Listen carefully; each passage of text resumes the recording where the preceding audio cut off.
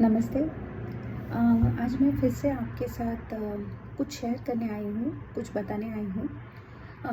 देखिए, as a Hindu community, as a member of Hindu community, हमने ये बात पे सेंसिटाइज होना बहुत ज़रूरी है कि हु आर आवर एनिमीज़। लेकिन जब आप किसी को समझाने की कोशिश करते हैं कि भाई ये लोग जो दिखते हैं वैसे होते नहीं हैं, और विधर्मियों का काम ही है कि आपको डिवाइड करे और आप पे रूल करे, और वो अभी भी वही सपने देखते हैं, और ये कोई मतलब इनसे कोई वास्ता मत रखो, इनके साथ कोई बिजनेस मत रखो, तो नॉर्मली आपको दिखता है कि हिंदूज ही आपके अगेंस्ट इन लोगों को डिफेंड करने के लिए उतर पड़ते हैं। तो ये ऐसा क्यों होता है? आई वॉज जस्ट थिंकिंग कि क्या रीज़न है कि Hindu community is still not ready to believe that the other communities are trying to marginalize them, other communities are trying to convert them, other communities are trying to weaken them by dividing them। क्यों क्यों Hindus नहीं believe करते हैं, जबकि उनके सामने चल रहा है हर जगह पर। अगर आप थोड़ा सा घूम के देखेंगे तो आपको पता चलेगा कि बाकी जो एब्राहमिक रिलीजन्स है ये बहुत क्लियर है अपने ऑब्जेक्टिव में, और इन लोगों का एक ऑब्जेक्ट ये है कि आप रास्ते से हट जाए। अगर आप रास्ते से हट गए, मान के चलिए कोई हिंदू बचा ही नहीं, तो ऐसा नहीं कि बहुत बड़ी शांति आ जाएगी या इनका जो अल्लाह है या गॉड है वो सबको खुशियाँ बांट देगा, ऐसा कुछ नहीं है। अगर ये सत्य होता तो आज अफ्रीका में तो पीस एंड लव ही होना चाहिए, क्योंकि religion of peace that is Islam and religion of love that is Christianity rules over Africa. लेकिन अफ्रीका का कोई मूल रिलीजन बचा नहीं है अभी। ओके, वहाँ पे आधे से ज़्यादा लोग are converted to Christianity, remaining आधे आर कन्वर्टेड टू इस्लाम। तो looking at it, they should have peace and love there, but will you agree that peace and love is there in Africa? No. So आपको दिख रहा है, आपके सामने चल रहा है, लेकिन फिर भी हिंदूज एक्सेप्ट करने को तैयार नहीं है कि इस्लाम एंड क्रिश्चियनिटी में ये मूलभूत एक आइडियोलॉजी है उनकी कि वो लोग आपको जीने नहीं देंगे जब तक आप उनके फेथ से कंफर्म नहीं करते। तब तक, जब तक आप अपना पूरा पास छोड़ के, फूक के, उसके बारे में इंसल्टिंग फील करके, जब तक आप उनको अपना नहीं लेते, वो लोग नहीं छोड़ेंगे आपको। ये अगर एक हिंदू आपको बताने की कोशिश करता है तो आपका दिमाग एक्सेप्ट क्यों नहीं करता है इसको? मैं बताती हूँ क्यों नहीं करता है। This is called subtle conditioning of the mind. ये हिंदू समाज की बहुत दिनों से, जब जब हमको इंडिपेंडेंस मिला तब हम एक छोटे कंट्री थे। In the sense we were an infancy stage थी हमारी। हमारे पास रिसोर्सेस नहीं थे, हमको लूटा गया था। हमारा जो वर्क फोर्स है, जो एबल वर्क फोर्स है, जो अब तक के लिए वर्ल्ड के 30-40% ऑफ ट्रेड पे उसका कंट्रोल था, वो अपना बेसिक जो कला है उसको खो चुकी थी, right? Because we became a dumping yard for the British. Our the caste system, the Varna system that we followed so diligently, कि लोहार का बेटा लोहार तो नाई का बेटा नाई, ये सब इन लोगों ने खुद ने ले लिया और हमको एक कंज्यूमर मात्र बना के रख दिया जो क्लरिकल वर्क करता है इनके ऑफिसेस में। ये हमारी स्थिति हो गई थी। फिर वो जो इन्फेंसी स्टेज था वो हमारे इंडिया के लिए बहुत इम्पॉर्टेंट था। उस वक्त अगर हमको एक अच्छा एजुकेशन मिनिस्टर मिलता, एक अच्छा पॉलिसी मेकर मिलता और एक विजनरी मिलता जिसको हिंदू समाज को बचा के रखने की एक उसमें चाह होती, सनातन धर्म को बचाने की चाह होती, तो हमारा भविष्य कुछ और प्रकार का होता। हमको ऐसा कुछ मिला नहीं, एंड थोड़ा थोड़ा धीरे धीरे थ्रू एजुकेशन हमको हमारे रूट से काटना शुरू कर दिया गया। हमारे मन में ऐसा एक द्विभाव डाला गया कि हिंदुइज्म क्या है। हिंदुइज्म तो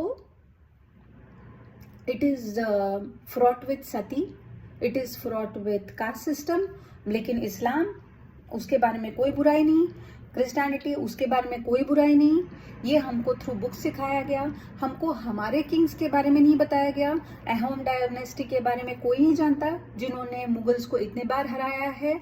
हम राजपूतों के रियल इतिहास को नहीं जानते जिन्होंने मुगलों को अच्छी धूल चटाई है। हम शिवाजी महाराज के बारे में उतना नहीं जानते। शिवाजी महाराज को हिस्ट्री बुक्स में माउंटेन रैट बुलाया जाता है। Can you believe? Can you call a man of his stature with such insulting names? लेकिन ये हमारे साथ हुआ है। और हमको जो साउथ की डायनेस्टीज थी उनके बारे में नहीं बताया। हाँ, उनके, मैं नहीं कह रही हूँ कि उनका महिमा मंडन कीजिए, उनमें भी कुछ गलतियाँ थी। दे वर नॉट यूनाइटेड, उसके कारण ही बाहर वाला आके हमको रूल कर पाया, जबकि वो लोग भी एबल थे, लेकिन वो रेजिस्ट नहीं कर पाए। क्यों नहीं कर पाए? क्योंकि आंतरिक जो यूनिटी थी वो एब्सेंट थी। वो हमको अगर सिखाया जाता कि यूनिटी कितनी इंपॉर्टेंट है, लेकिन उसके साथ साथ ही हम कितने कल्चरली एडवांस्ड पीपल है, तो हमारी जो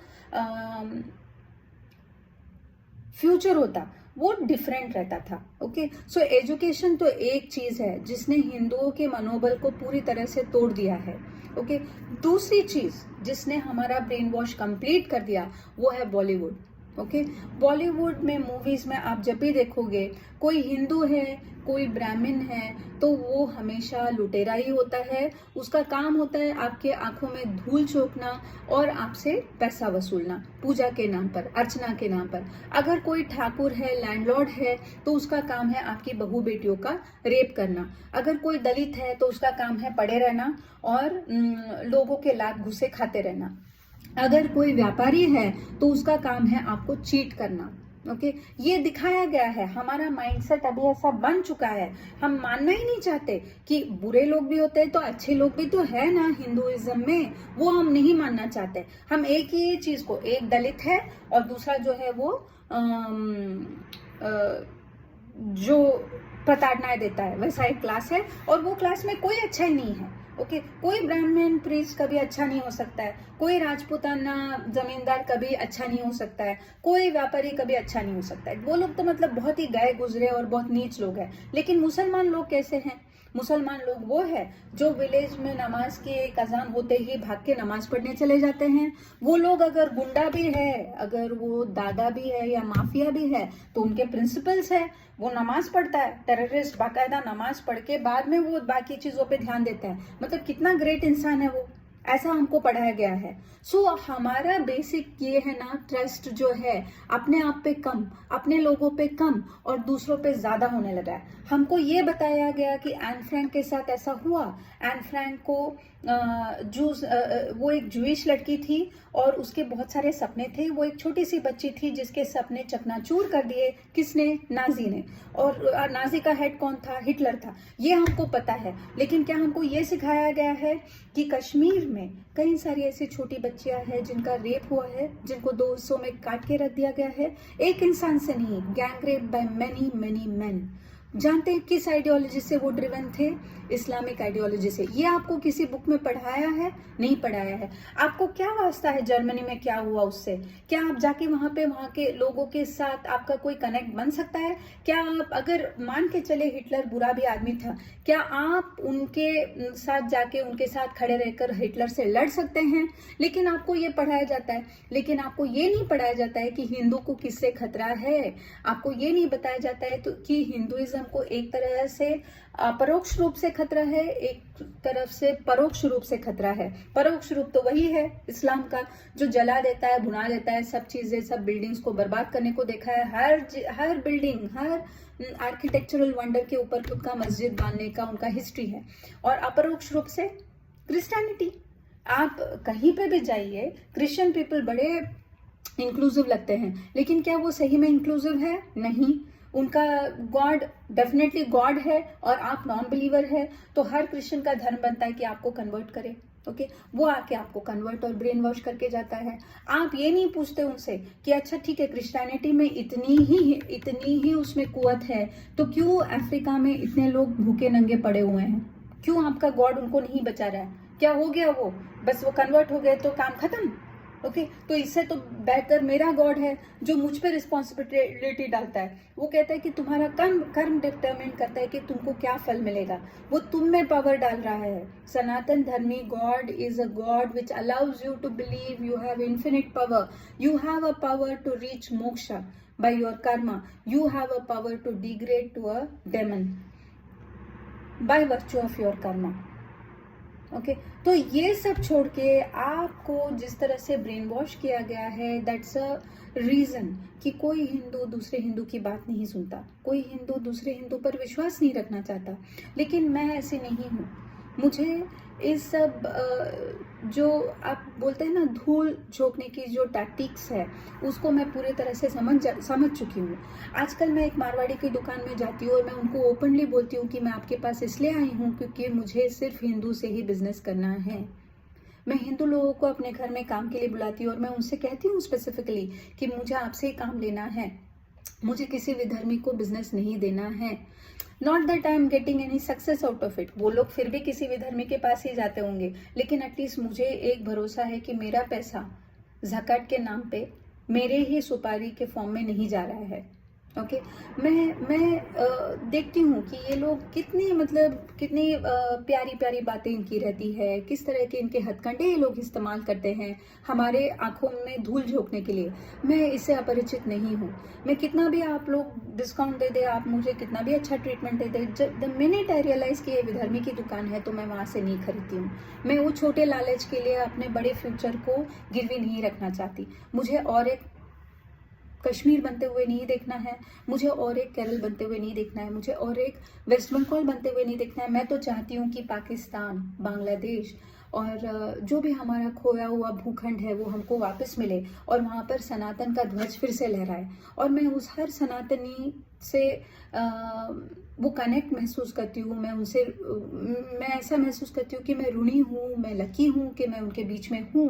और फिर चाहे मुंह पे वो लोग कैसे भी हो और उनसे मेरी ना पड़ती हो, बट दिल में मुझे उनके लिए रिस्पेक्ट है और मुझे हमेशा रहेगी। और मैं चाहती हूँ कि बाकी हिंदू भी इस आडंबर को देखे और अपनी आंखें खोले और सही और बुरे में फ़र्क करना सीखे। कोई विदाउट रीज़न ही हमारे जो एंसेस्टर्स थे ये नहीं बोल के गए कि भाई जो बहुत ज़्यादा चिकनी चुपड़ी बातें करता है उनसे दूर रहो।